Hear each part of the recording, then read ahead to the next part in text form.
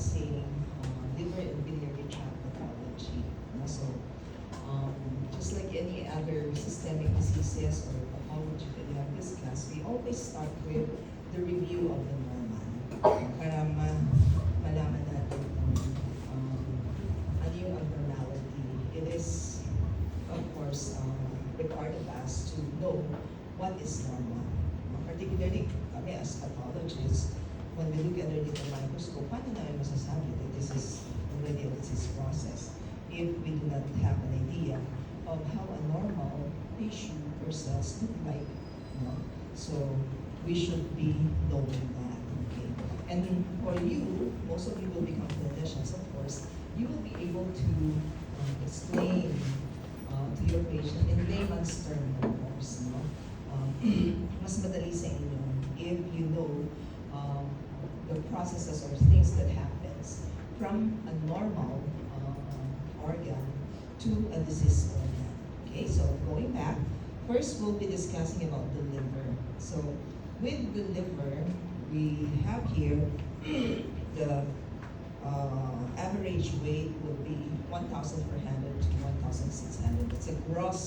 That's part of the gross description that we do pagka nag-o-autopsy kami ng liver, ng person as a whole. Kasi ang autopsy is done either yung complete or partial autopsy. Pag complete yan, you take everything out, yung mga organs as well as the brain. Pag partial, depende rin yun, restricted if you are only allowed to get a portion of an organ. But nevertheless, we have to check for the weight of these different organs. The reason there is for us to know whether an organ has become smaller than normal or bigger or heavier than normal. In the liver, that's quite important because if the weight becomes lower, you could already think of pathology that has happened to the liver. What makes the liver smaller? What makes the liver lighter? So and then of course, atrophy is one, and then you have those cirrhotic lesions, na severe cirrhosis, for example, you can have a shrunken liver, a lighter liver, where on the other end, if it is heavier than normal, yun yung usual na nakikita namin sa terminal stages of patients who are being autopsied, nagkakaroon ng passive congestion. That's why the liver tend to be higher in weight because of the congestion process that is happening inside. Okay, it has a dual supply in the form of portal vein and hepatic artery. And there are certain parts of the hepatic lobule. This is an example of hepatic lobule. Actually, there are 3 areas in the imaginary hepatic lobule wherein you can locate the portal tract. The portal tract is composed of 3 structures. We have the portal vein, the hepatic artery, and the bile duct. Okay. So this is a normal hepatic lobule. Supposedly, ganyan ang itsura. Imaginary siya in the sense na you would look at the center being occupied by the central vein. And on 3 sides, you'll be locating the portal tract, the portal triad, which is composed of the 3 structures that I mentioned a while ago. And then, meron tayo mga hepatocytes, cords of hepatocytes. Okay? And in between them, merong sinusoids, wherein the blood passes through. And if you look at this, there are 3 zones that are identified here. The nearest to the central vein is zone 3. It is noted that this area is prone to silang initial na nagkakaroon ng changes pag merong hypoxia.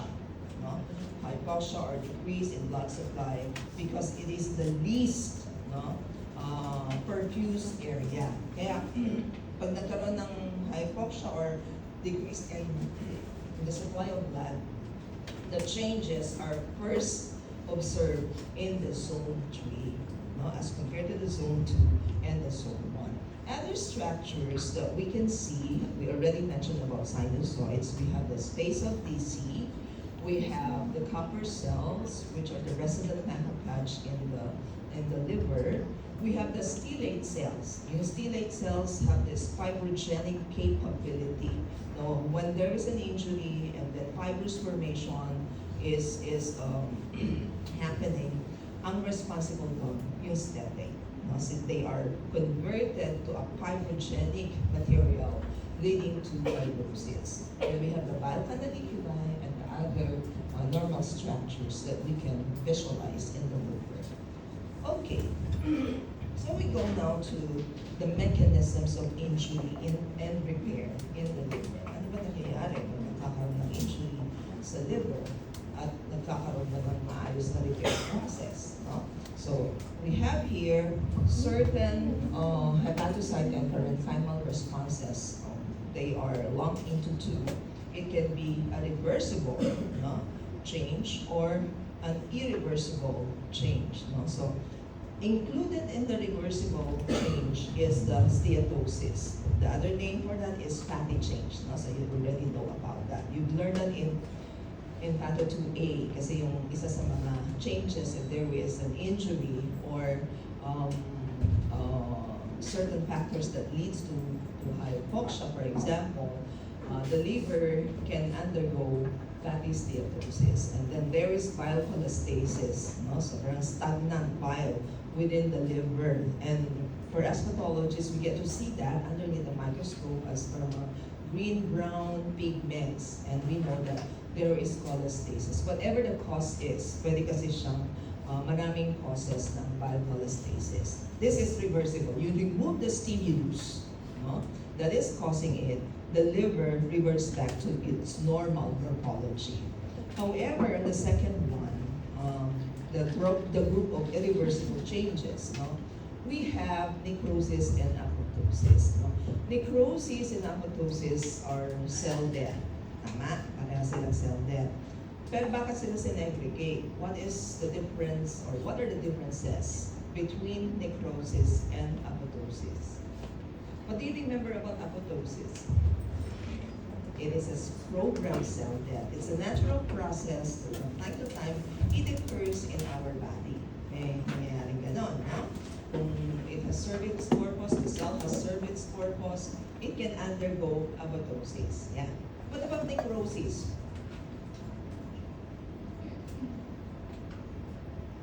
Ano ang necrosis? It is secondary to an stimulus or an agent that would kill the cells themselves. No? So necrotic, nagiging necrotic material siya. Morphology-wise, how would I differentiate kung ako pathologist, I'm looking underneath the microscope, liver, liver tissue to. No? How would I segregate necrosis from apoptosis? Any idea? I know this is also part and parcel of biochemistry, tama ba? You studied about it, no? Kasi kung ang apoptosis, it's a normal process, it's a natural process inside our body, no? Ano ang difference niya sa necrosis? Any idea from anyone? Para interactive. Kasi you will be doing interactive sessions throughout your medical career. Wherever you go, of course, first and foremost, you'll be talking to your patients. No? You should be able to explain the disease process in this patient for you to be able to have good compliance dun sa management na ibibigay nyo, di ba? And if you go into training, actually ngayon, meron kayong mga class reporting, discussion, tapos exchange ng ideas, no? So build up that particular confidence in delivering whatever you have learned, no? So meron kasi akong kaklase na naalala ko, she's very good in the first 3 years that we had in medicine, no? Ang galing niya, matalino. when we became interns, meron siyang difficulty of expressing herself. When we became interns, ang ano kasi doon, pagka-intern ka din, particularly in the FEU, you will be assigned to discuss the history. No? Alam ba, may case silang i-discuss na medicine. No? Ang history, clinical clerk ang magdi-discuss. No? Ang discussion will be taken care of by the postgrad interns as well as the residents. No? So, she was assigned one case, and at the start, tumayo siya doon sa podium with all the consultants from the internal medicine and with all the co-interns asked. No? And then, pagtayo niya, hindi na siya nakapagsalita, tapos umiyak na lang siya. No? She was so anxious and standing in front of people. So, kawawa din, and then she was excused na lang kasi the doctors at the time understood how she felt. No? So, what I'm trying to drive at is at your level, no? Since you are in the medical field, try as much as you can to express yourself. No? Okay lang kung may mali, no? Hindi tama yung sagot o medyo supply, okay lang yun. No? It's a way to learn. So, but if you have something in there that you can share, no, by all means, share it. No? So, we can help each other learn, no, from each other. So, going back, necrosis. Anong itsura ng necrosis microscopically? Necrosis, dead cells. Give you one thing that you might see. Di ba you've seen granulomatous inflammation, may necrosis yun. You've seen abscess in Battle 2A. Ano nakikita sa abscess? Anong klaseng necrosis yun? Di ba there are different type of morphologic patterns? Fasciation necrosis or tuberculosis, tama? No? What about abscess formation? Nakalimutan na. Andyan lang yan. Sabi ko nga dun sa classes yesterday, may bangko dito. Baka offline. Kasi nandun pa kayo. No? Pero pag nag-online yan, sige, labas niyo kung ano yung nandyan. Abscess, ano nakikita microscopically? Ano ba yung example natin sa lab ng abscess? Kidney, di ba? Meron tayo sa kidneys. Renal abscess. Ay, ano ba? Kidney. Basta merong abscess. Ano nakikita sa abscess? O, ito, babalikan ko. We go back sa acute inflammation and repair. Okay. Pagka merong foreign o merong microbiologic agent, bacteria, bacterial infection, okay, sa isang area, ano ang pumupunta doon? Neutrophils, di ba? Meron tayong tinatawag na chemotaxis, di ba? It's our reaction. Foreign yun, hindi siya part ng body. So, ang gagawin ng, magsisend ng signal, that's not normal. No? We'll send our soldiers. Pag acute inflammatory reaction, bacterial infection, for example, the neutrophils will go to the site of injury. Tama? So they will take care of the cells that are being infiltrated by microbiologic agent trying to degrade it. So that's one thing. You see a lot of neutrophils in the site of injury. Pag na-degrade na nila yun, nasisira na yung cell. That now becomes the necrotic debris. Yung part and parcel ng mga cells are being thrown out in the environment, mga necrotic debris na to. So, sa necrosis, acute condition, no, you get to see the necrotic debris and a lot of inflammatory cells. Pagka bacterial yan, you get to see a lot of neutrophils. So yung nakikita natin, madumi siyang tignan, di ba? Necrotic siya. Kumbaga sa abscess, nana, you get a portion of that, put it underneath the microscope, no? Ano makikita mo? Ang dami ng white blood cells, ang daming necrotic debris. So that's how it looks like. However, in apoptosis, it's a clean-looking thing. No? Acidophilic siya o eosinophilic, mapula lang. If you look at this, no, there are apoptotic hepatocytes like this one. We have several. Okay, anong nangyayari? Nagkakaroon din ng breakdown ng cell. But then, when they are broken down, these apoptotic bodies take a portion of the membrane of the cell. So it will not be perceived as talagang foreign siya. So neutrophils are not being set out to go to the site of injury. Sino ang pupunta doon? No? Mga macrophages lang. Kasi this is not foreign, but it's not supposed to be there for a long time. The macrophages will take care of that. No? So, yung mga pwedeng i-salvage dun sa part ng cell, no? Natutunan natin yung sa biochem, will be salvaged by the body, but those that are not salvageable anymore, or not needed anymore, will be engulfed by macrophages and will be further degraded into smaller fragments, which will then be disposed of. No? So, that is apoptosis, no? Apoptotic hepatocytes, or otherwise known as Councilman bodies or acidophil bodies.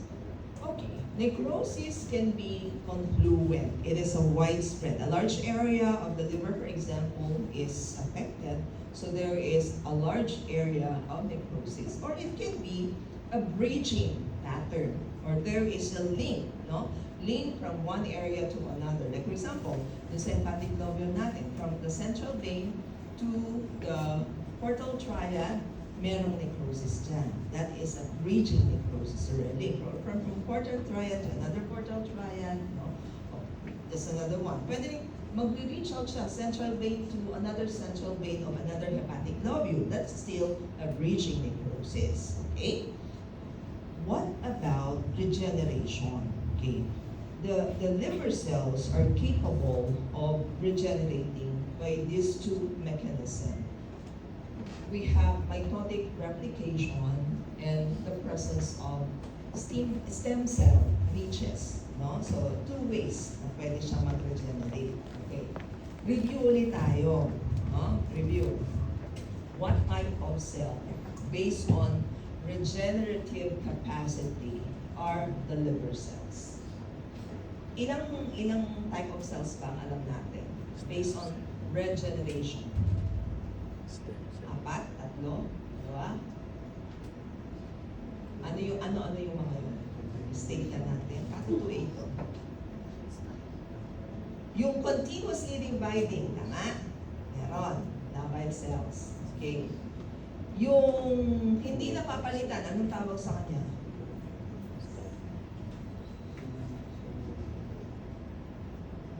Hindi siya immortal, pero hindi siya napapalitan. No? Hindi siya nagre-regenerate. Stable. Ano ba? Stable o permanent? Permanent. Tatlo yan. Yeah? We have permanent, stable, and the labile cells. Okay, sample tayo. Permanent cells. Give me an example.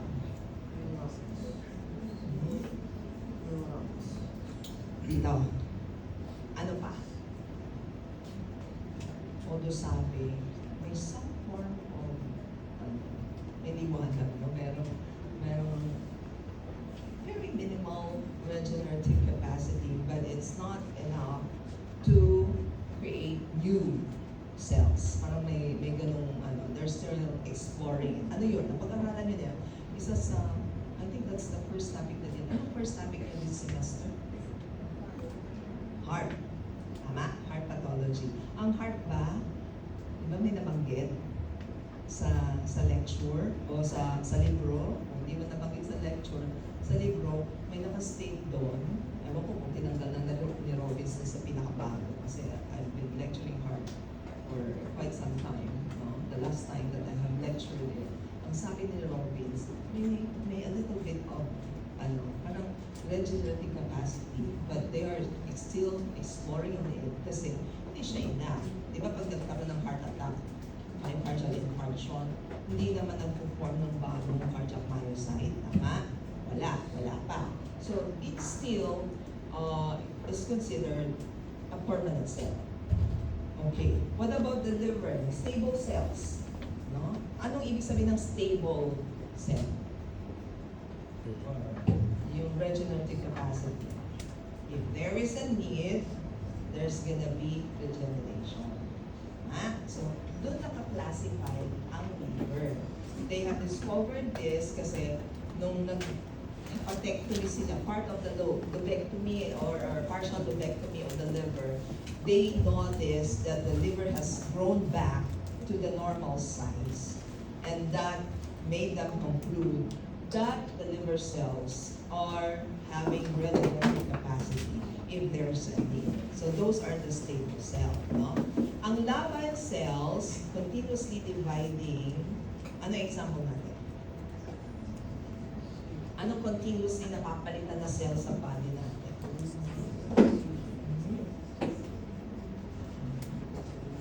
Skin, yes. Okay, tama yun. So, skin is continuously replaced. No? So, pag may libag, hindi lang talaga dumi yan. No? Kasama ang mga dead skin tissues or cells. What else? Mucosal epithelium. No? Blood cells. That's why we have hemoglobin A1C na ginagamit natin, chine-check natin yung status ng blood sugar ng pasyente natin for the past 3 months. No? Makikita natin kasi nasa red blood cells yun. Madedetermine natin yung hemoglobin A1C. And we know that red blood cells stays in the system for that particular number of days. Kaya, kung hindi maganda ang effect or hindi appropriate yung effect ng medication at kailangan i-adjust kasi mataas pa rin ang hemoglobin A1C despite the treatment, no? Nakikita yun, yung for the past 3 months na level ng blood sugar niya, nakikita yun if you determine hemoglobin A1C. Basically, because the red blood cells stays in the system for 3 months and you get to see yung status ng hemoglobin A1C. Okay, so the hepatocytes are stable cells. Okay. Nagkakaroon ng scar formation or fibrosis in the liver. And there is a possibility for it to regress. Basta hindi severely affected ang liver parenchyma. Hindi siya severely destroyed. Pagka nagkaroon na ng massive fibrosis or cirrhosis, then it would be difficult to achieve regression. Ngayon, kung konti lang, no? If you remove the stimulus that has caused this scar formation, it would help in the regression process. With the help, of course, of metalloproteinases, there's gonna be regression of the scar that is formed. Unless, again, may qualifier tayo, unless severely damaged ang liver ng pasyente. Okay. With regards to inflammation and immunity, there is involvement of both the innate and adaptive immunity. Now we go to the endpoint of liver pathology, which we don't like, which is liver failure. This is the most severe clinical consequence, and it can be acute or chronic. Let's discuss acute liver failure first. It is associated with encephalopathy, neural manifestations, and coagulopathy. No? Of course, with the neural manifestation, there's already derangement in the metabolism, producing unwanted substances that could lead to encephalopathy. What about coagulopathy? Bakit may coagulopathy ang merong liver failure? What do you remember about one of the functions of the liver? It is a site for production of coagulation factors. A lot of coagulation factors are formed in the liver. That's why, kung may problem sa liver, you expect to have bleeding problems, coagulopathies, no? So, yan ang isa sa mga bagay na tinitignan natin. There's gonna be the range, PT, PTT, no?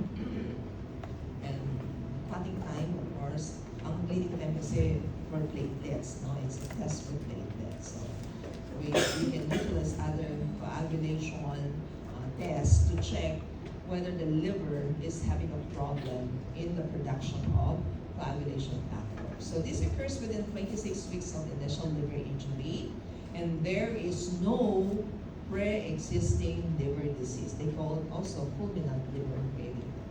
So, morphologically, ang gross description ng liver, pwede siyang small and shrunken, and microscopically, you get to see massive hepatic necrosis. And the morphology would depend on the nature and duration of insult. It can also be associated with the last statement here, no? Yung mga microvesicular steatosis related to pregnancy, fatty liver, or even idiosyncratic reactions to toxin. Idiosyncratic meaning it is not expected, no? A reaction that is not expected of that particular toxin or medication. Okay. Patient will be manifesting with vomiting, nausea, jaundice, no? We already mentioned about encephalopathy and coagulation, and we also have portal hypertension and hepatorenal syndrome. Sa chronic liver failure naman, almost always it is associated with cirrhosis. Okay? So, cirrhosis occurs diffusely. Ano nakikita namin microscopically? The generating hepatocytes. How would we differentiate this from the normal hepatocytes? They're bigger than the normal hepatocyte. Mas malawak yung kanilang cytoplasm, eosinophilic at that. And then there is dense scarring. So, may mga fibrous material that we see. Sa clinical naman, pathology-wise, makikita din ito, no?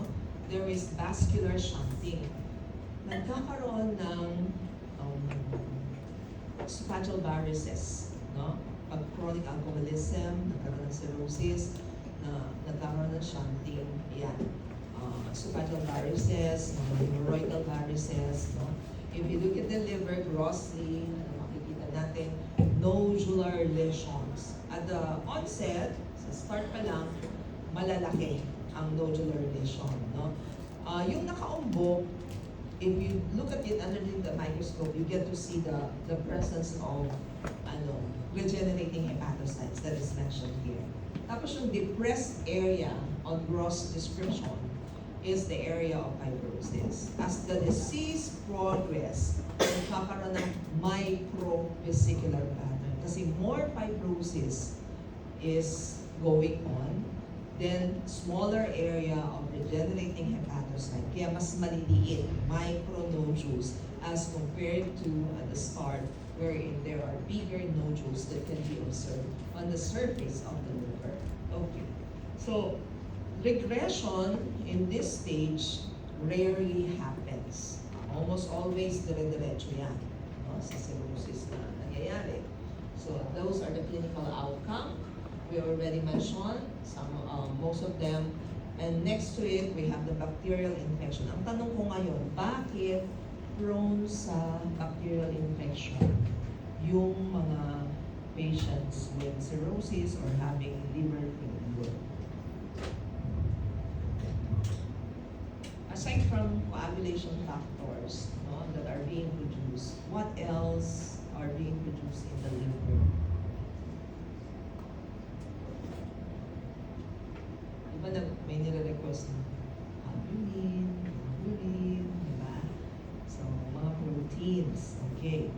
Eh, anong connection niya sa bacterial infection? Proteins are needed to in the formation of antibodies. Are antibodies proteins? Tama ba? So, kung mababa ang protein production mo, mahina din yung antibodies production, no? Or defective at that, no? So, that's the reason why ang patients natin pwede siyang, or most of the time, they are prone to bacterial infection. Okay? So, other manifestation would be pruritus because of the degradation of heme, no? Deposition of bilirubin, for example, in the skin, that would lead to itchiness, no? May jaundice, tapos pruritus. And there is also increase in estrogen level, wherein it is manifested with palmar erythema, hypogonadism, and gynecomastia. What does this remind you of? One genetic disease na merong hypogonadism at gynecomastia because of high level of estrogen, lalaki. Genetic disease.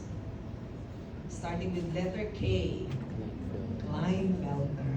No? So parang similar na to. So kung may pasyente kayo na mayroong ganitong manifestation, marami kayong i-check din. No?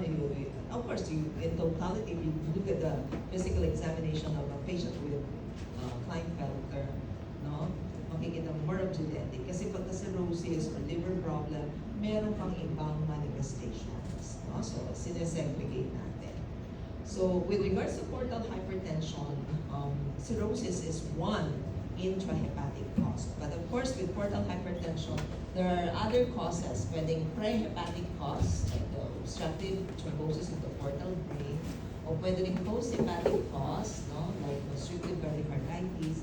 So maraming causes ang portal hypertension, and cirrhosis is one of them. It is an intrahepatic cause of portal hypertension. So sa portal hypertension, what are the clinical manifestation or consequences that we can observe in this patient? Meron silang ascites. No? You can pronounce it ascites if you wish, sa inyo, or ascites, okay lang. No? And how do you demonstrate na may ascites ang patient natin? This is being taught in physical diagnosis. Baka hindi pa kayo nakarating doon. Yung heat wave, no? I-induce mo para malaman mo kung there is an extra or abnormal amount of fluid. Siyempre, globular. Makikita mo globular yung abdomen, and then check mo kung may fluid wave siya. No?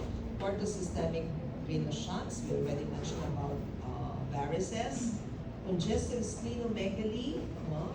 And we already mentioned about hepatic encephalopathy. Okay.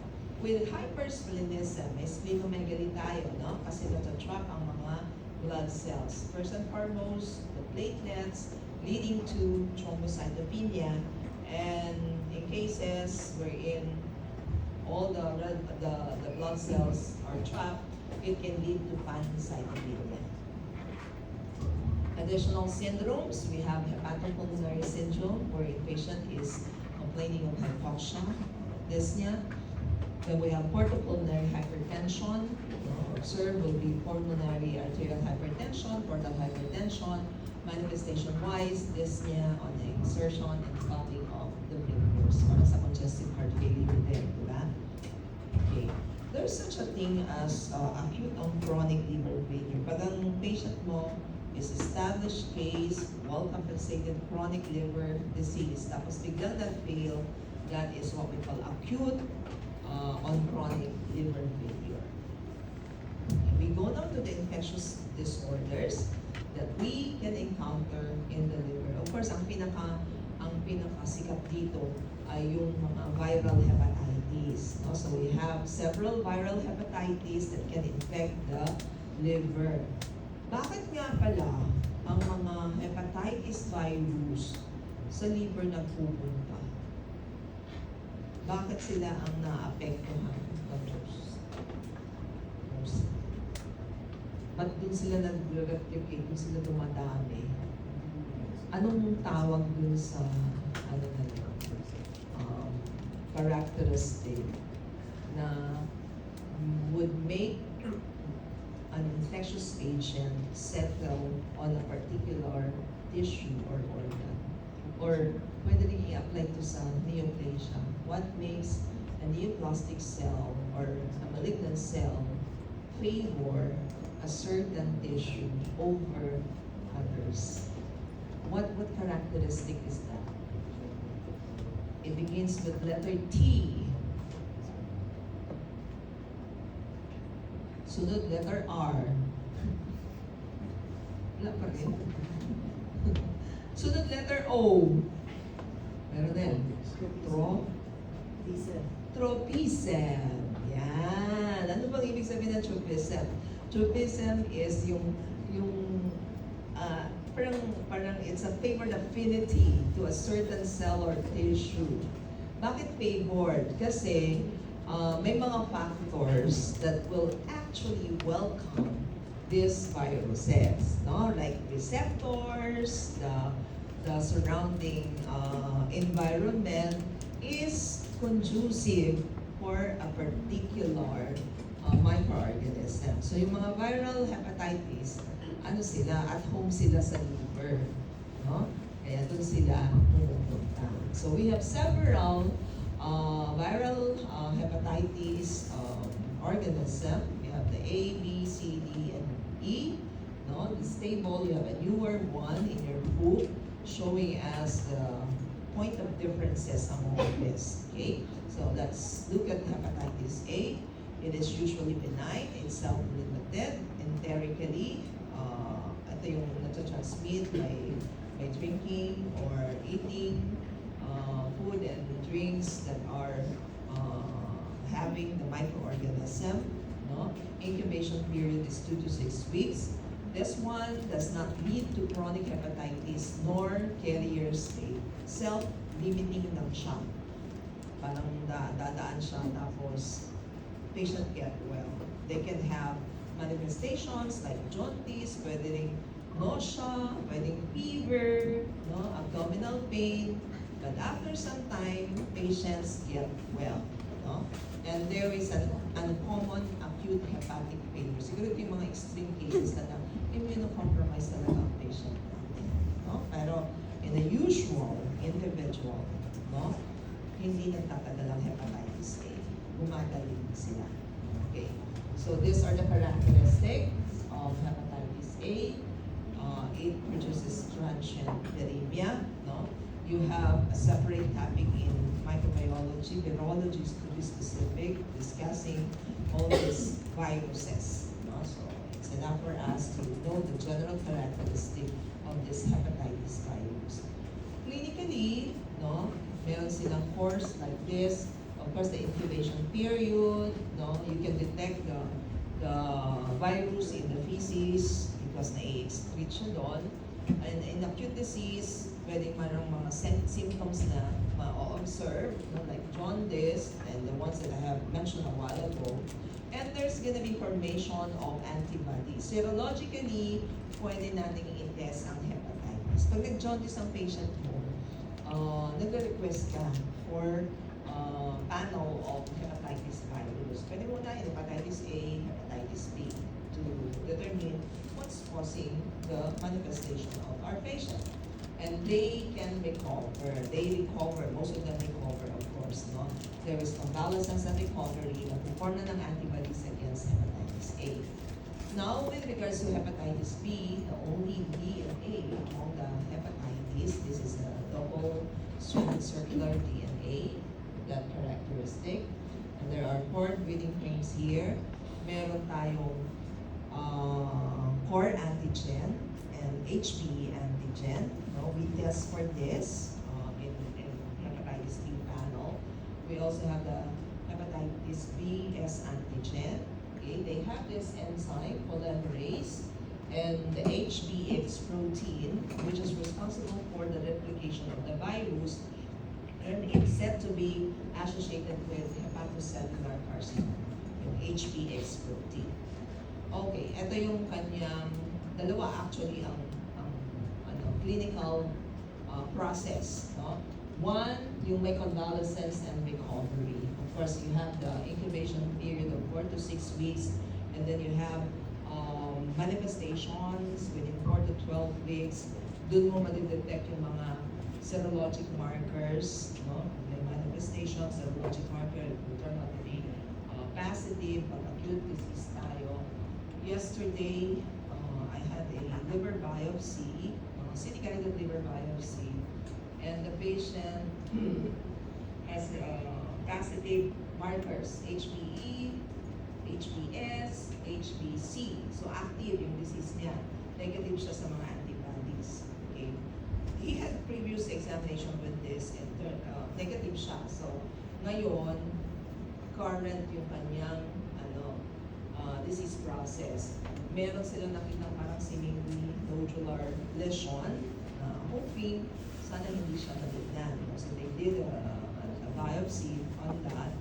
I saw may mga neutrophilic cells, neutrophils, and certain hepatocytes, mukhang mga regenerating hepatocytes, and baka nagkakaroon ng necrosis. But I see may mga konting malalaking cells. So I don't know.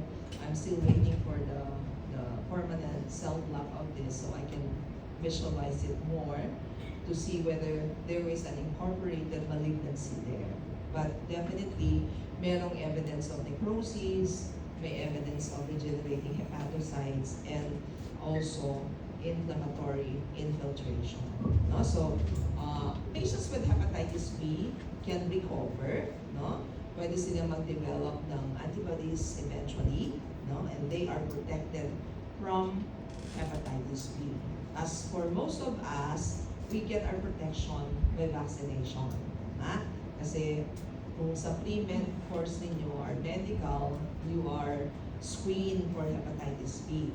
Particularly yung mga siguro sa nursing, sa halos lahat naman ng medical, medtech, kasi direct contact with patient, the chances or the risk of having needle prick injury is high. No? Kaya dapat protected kayo with hepatitis B. For you, first year medicine, I know you had your physical examination, tama? Nagkaroon kayo ng screening for hepatitis. Yung mga hindi positive sa antibody are advised to undergo vaccination. And then, pagdating ng 4th year, pag nag-intern na kayo, clinical clerk, you will be again screened for it. No? So, titignan kung mag-update ang inyong vaccine, kung ikaw-vaccine nyo lang, hindi kaya, i-check kung meron pa rin kayong antibodies kung kayo ay previously vaccinated. And you can be advised to have booster, no? Bago kayo i-step out sa clinic or sa hospital. Other patient, hindi totally nagre-recover with hepatitis B.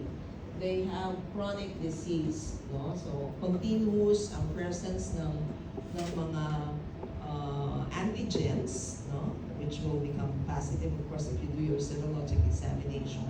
Tapos, nagdi-decline, no? Or walang form na anti-HBs, no? Which is indicating that fully recovered na ang ating pasyente.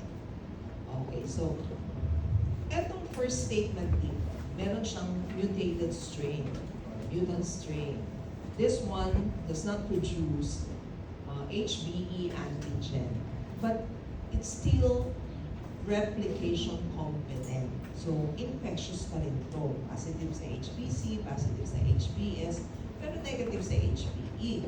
Previously, this was a problem in the laboratory and the clinical kasi hindi pa alam na meron palang mutated strain. So, pag nag-i-interpret ng hepatitis profile, we're having a problem. Bakit negative sa HBe?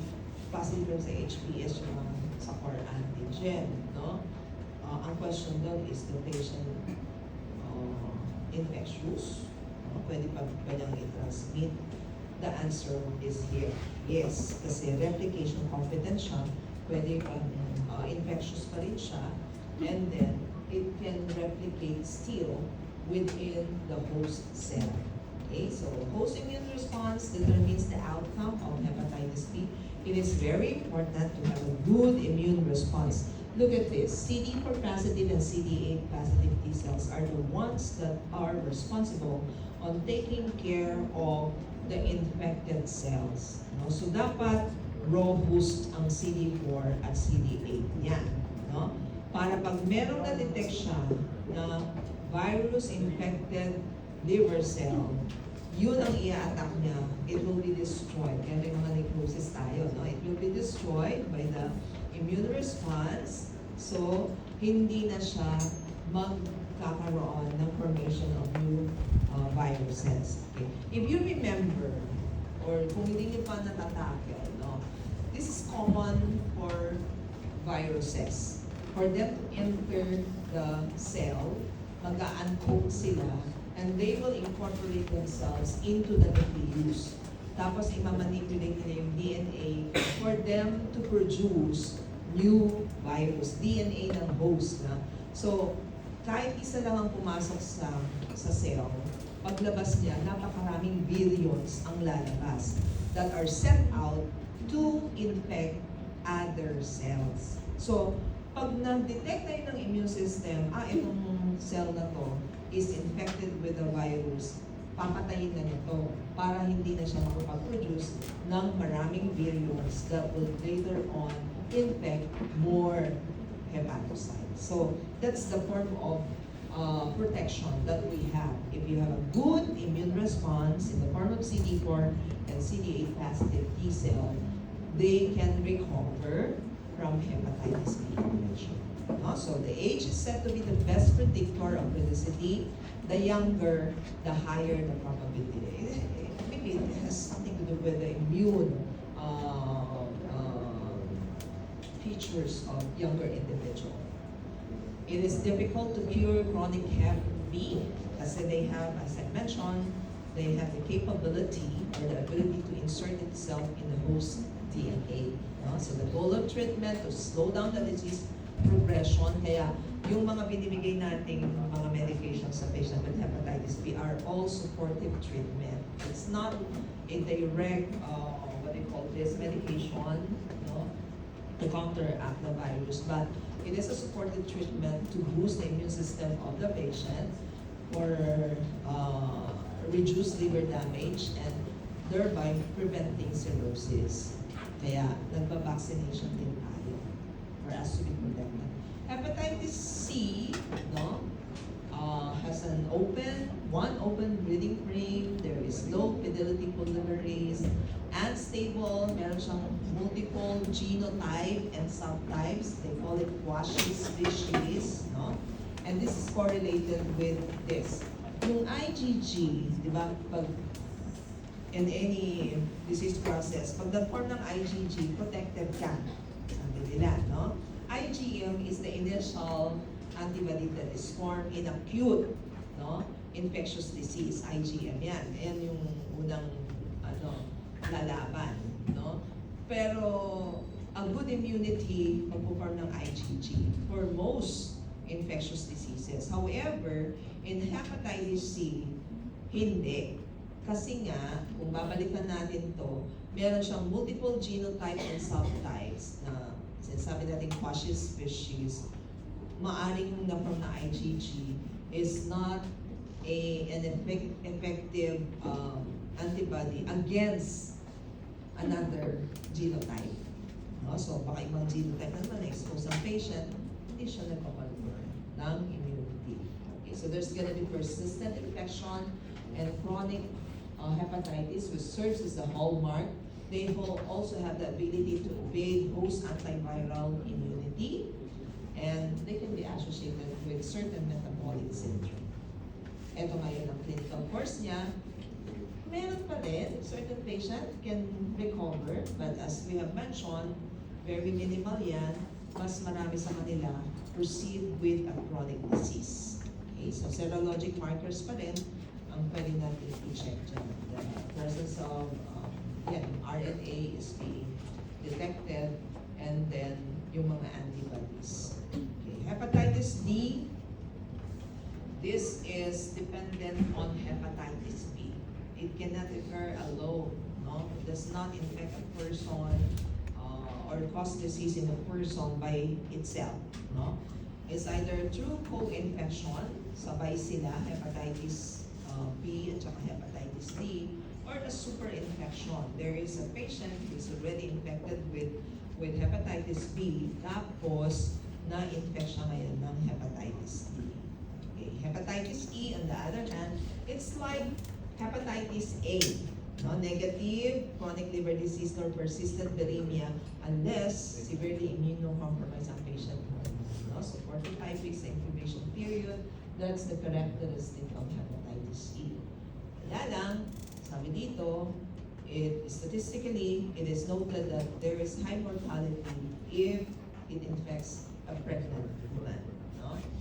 Seen in young middle ages adults, usually. Like hepatitis A, enterically transmitted, it is waterborne. Okay. So, in summary, the clinical pathologic syndromes of viral hepatitis are as follows. Meron kang pasyente na pwedeng merong acute asymptomatic infection with recovery. Hindi natin madidetect. Walang na-observe sa patient, so hindi siya mag-consult. Pero, dumaan na pala siya ng viral hepatitis. Hepa-A yan, no? Acute symptomatic hepatitis with recovery, pwede siyang anenteric or ecteric. So, meron siyang manifestation, positive siya, pero nag-recover ang patient. Well and good. Number 3, it can be in the form of chronic hepatitis with or without progression to cirrhosis. So, yung chronic hepatitis na stable, walang cirrhosis na nangyayari, but there are also cases that it leads to cirrhosis. Number 4, acute liver failure with massive to submassive hepatic necrosis. We don't want this, of course, because we can have a patient dying because of liver failure. And then the 5th one is the carrier state. No? Pwede siya mag-transmit, they harbor the organism, they can transmit it, pero wala silang manifestation. No? So, minomonitor natin ito. There are 2 populations here, one with no liver disease, one with a symptomatic non-progressive liver disease. So, medyo matagal. No? So, most of the time, parang incidental finding. No? Nag-apply sa work, nag-check ng hepatitis B, it is positive, pero wala siyang manifestation ever, walang history na nagkaroon siya ng manifestation. So, persistent yung positive hepatitis B niya and considered a carrier stage. Okay? Okay, the connection between HIV and hepatitis B, no, is very common. It's a common clinical problem. Remember, in HIV, which you have discussed in immune pathology last semester, HIV, ang bumababa dyan ay CD4 positive T cell. Tama ba? Ito yung primary T cell that is infected by HIV. And remember, in hepatitis B, kailangan natin ng CD4 positive T cell to counteract or to kill the, the virus-infected cell. So kung mababa ang CD4, more likely, if a patient is exposed to hepatitis B, hindi niya matatackle ito ng maayos. No? So there is a connection between the two. If they coexist, then this is commonly seen in patients with HIV together with hepatitis B. Morphology-wise, no, this is for us, for you as student, and for us as pathologists, we get to see this. From time to time, we get liver biopsy, just like what I mentioned that I had yesterday. No? For my indication, they do liver biopsy, of course. Acute viral hepatitis, grossly, pwede siyang normal size or pwede mas maliit. No? Normal to small size. And what is prominent here is the presence of lymphoplasmacytic infiltrates, lymphocytes and plasma cells. No? There is minimal or absent portal inflammation in comparison with chronic viral hepatitis. Sa chronic viral hepatitis, maraming inflammatory cells dun sa portal tract or portal triad. Dito konti lang.